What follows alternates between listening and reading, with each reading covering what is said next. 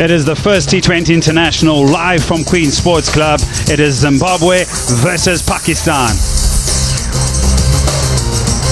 Yeah, we've given you a couple of days off, but now we're into the T20s. We revisit the ODIs. 3 of them were played. Zimbabwe won the first one by 80 runs. Pakistan bounced back emphatically to win by 10 wickets, and then winning the series in the third ODI by 99 runs. But it's T20 time, and there's 3 of them.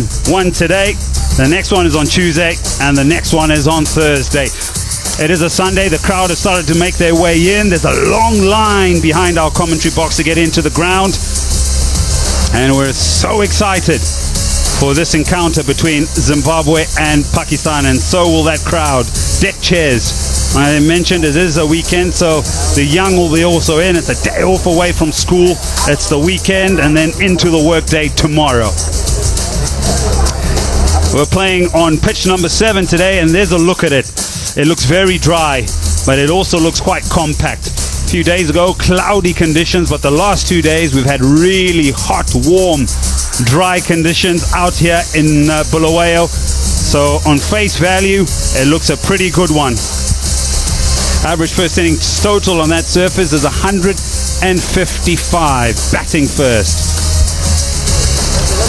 And I understand some have made their way from neighboring countries, from Botswana, South Africa, Zambia, to come in and watch Pakistan. Also, some have also made their way to watch the home side from Harare and neighboring cities. I was out there with the 2 captains, and Salman Aga called correctly. It was a head, and he had no hesitation to bat first. We'll start with the Zimbabwean side. Just one change from their last T20 International, with the Wellington Langton, Ruseri and Percy Cesara will take care of that for days off for Zimbabwe and Pakistan. Mohammad Rizwan not part of the squad here, so the intentions of giving these young players more opportunities as they rebuild their T20 side. It hasn't had good results in the recent past, so let's get into that quick conversation of how long boundary to the leg side.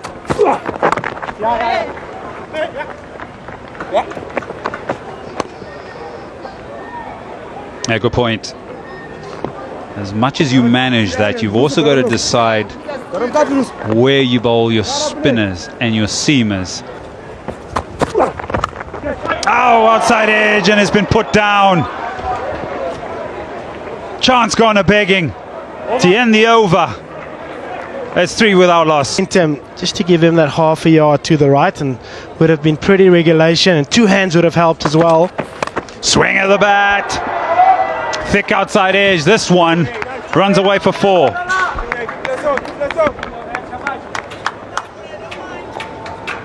Yusuf, he's been using the option to give himself room. He's been very proactive at the crease so far in his innings.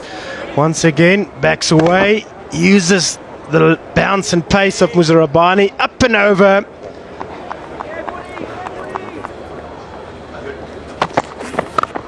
Oh yes, the first half a dozen, and it's some shot over backward point.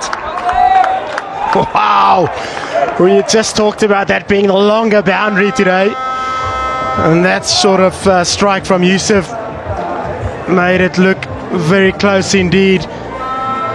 Back of a length, stands up, throws the hands through the line, opens the face, and off the middle of the bat, giving himself room, trying to access the offside. Tries, Wellington Masakadza. Richard and Garava, the pair comes together, and Yusuf has to go. Garava got his man, almost had him the previous over. This time it's a fielder that snaffles the catch. Hard length, that in-between length forces Yusuf to lose his shape. Contact's not desired, and he needs to walk back. It's Pakistan 18 for 1. Over Usman Khan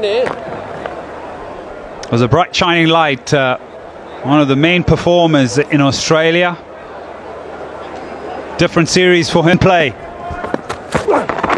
Outside edge has been put down. I just mentioned A change in the field by the captain. It goes straight to the captain and it's grasped. Don't bowl there. This could be another 6. Square of the wicket. Some shots again. You can't give any Pakistan player room outside the off stump, especially the man in form. You bowl there, you will collect, you will fetch. Types of foods that he eats. Heaved away. That'll be 4. I was just thinking to myself, Gwandu's been so good the first 3 deliveries. You sort of had to know that Usman was going to look to get a boundary of him. Maybe the time for a slower ball. Ends up going hard length again. Got to vary your pace on the surface. It's a good batting surface. Oh, delicate. This is neatly played for 4. Just talking about the variations. Still no slower balls from Gwandu. Usman uses the pace late under the eyes, guides it down to third man. Remember, he's in the circle to have that mid-wicket on the boundary as per 10 angles. Runs, picks the gap again, and it's just a fraction of width.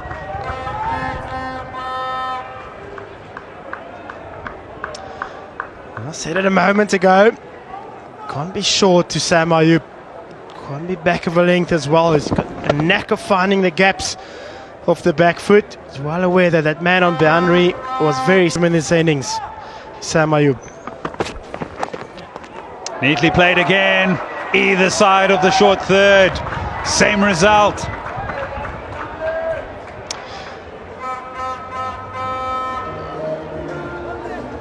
Soft touch, good skill, Sam Ayub.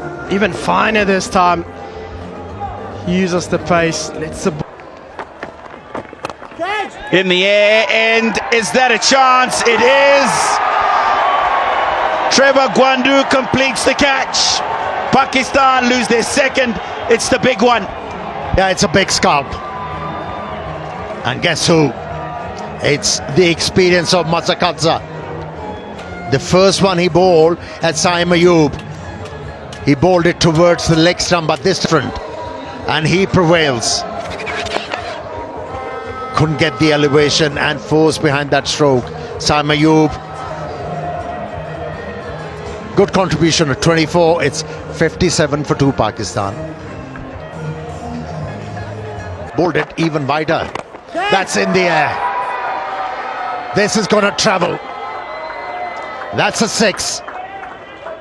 After 27 deliveries, a boundary. It had to come. You saw it in the previous shot where he went across the stumps and tried to access the leg side boundary. It's the shorter one, 65 meters. This time he's picked the straighter option. And oh, big shot. This makes a great sound off the bat. Goes all the way for 6.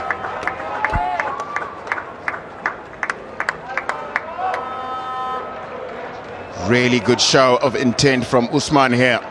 What he's done early on in the over, he knows the boundary. It's in the slot, but you've still got to put it away. And he does just that. Ryan Pearl under a bit of pressure now immediately. Oh, is that an edge? Yes, it is. Given straight away. An inspired bowling change. Goes for 6 off the first. Brave enough. Gutsy delivery to toss it up again and find the edge. And it's the addition of width here. Slower, flighted and wide. That sense that Usman's going to look to take him on downtown. Take that option away. And he's gone from 30 for 39 of 30. Pakistan 91 for 3.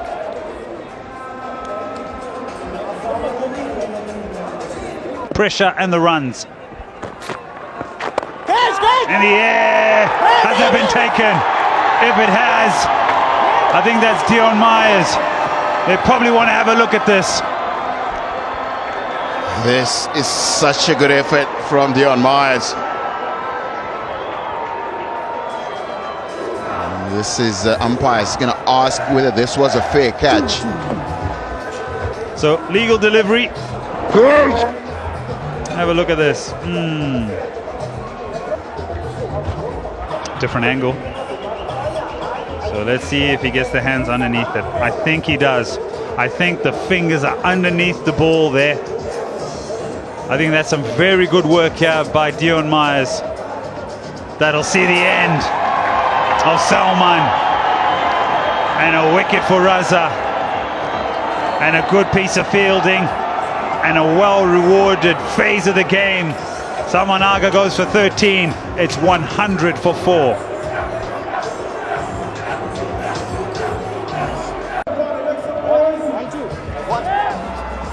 Irfan Khan.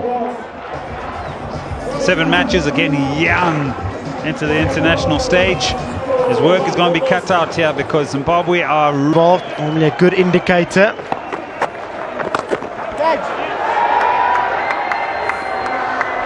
All the way. The youngster in the crowd tried to hang on to that one, didn't manage to, but just loosened the shackles this one.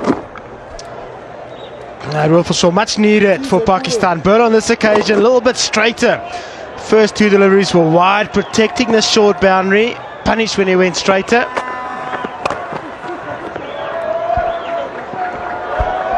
This one down the ground.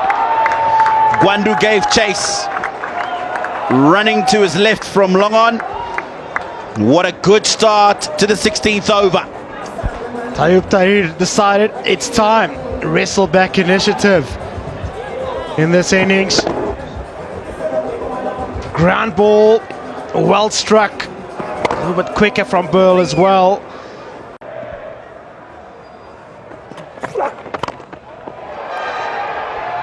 That's what I'm talking about. Won't go into the boundary, but he'll play the shot with no risk in it because of that fielder. Now, is there a run-out chance? There was one, certainly. That would have been short. Ngarawa putting his hand up. Probably should have been back there, had enough time to gather the ball and take the bails off. There you go. It's 2 full. It gives him the opportunity to hit that ball down the ground past mid-off. 18 gone. 1-3-1 for 4. Opinion? Oh, pace off it. Hasn't bounced. And Marumani hasn't got his body behind the line of the ball. You'd know about that, Morne. It's a veiled dig. Tine didn't see me keep that often. I was... you're not wrong. Did make my fair share of mistakes. Muzarabani did all the hard work there. Just didn't stay down long enough. Expecting a bounce. It hasn't been at his best today. He was good during the one-day series. Just a little bit off it today, and just enough to cost his team a couple of runs.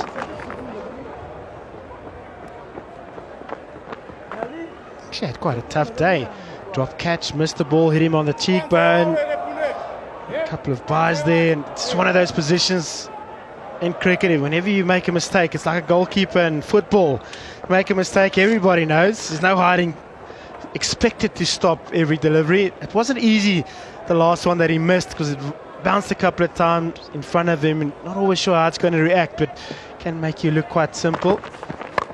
That's gone straight up in the air. Raza trying to get there and doesn't. He couldn't have picked a better place for that ball to land. Proper no man's land. Ball knows it. And Raza's reaction was good. I was watching him straight out of the block, started sprinting. Halfway checked a little bit to see if Bull wasn't going to get there. You're right, couldn't have placed that any better. It's been a good over from Muzarabani. Creating chances. Oh, that's carved away. Poor delivery. Didn't give Dion Myers a chance to see it at backward point. No, absolutely. With a field that's set, both third man and point in the ring. That's probably the one delivery at the moment. expensive over. At just the wrong time for Zimbabwe. 19 gone, 149 for 4. You phone 4GB, you power 280 now with 8GB.